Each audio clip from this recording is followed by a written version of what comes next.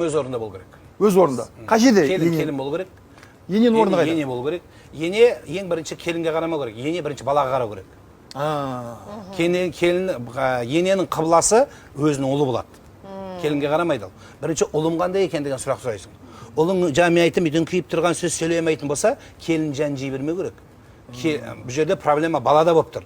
Сонда бұны бақытты бол айналайын деп, сол қосағымен қосағар деп, ары қарай шығарып қой керек. Жоқ, бізде анау қызымдай көрем, мен қызыңдай көрмейсің. Қыздай болу дұрыс емес ол. Ол айдалада біреудің қызы. Ол готов болып пешатталып, уже қалыбы құйылып сіздің үйіңізге келген адам. Енді оны ары қарай келінді не істейді? Тәрбиелейді қазақта. Бір условия шартымен, егер ол тәрбиеге көнсе тәрбиелейсің. Көнсе. Оның тұрнағы ұзын болып. Айгүл сияқты келді, мен үйренем, қалай жасайым, не істеуім керек, айтыңызшы деп тұрса. Бұның анасы солай үйреткен, қызым, сен жат жұрттысың, тастай батып судайсың десе,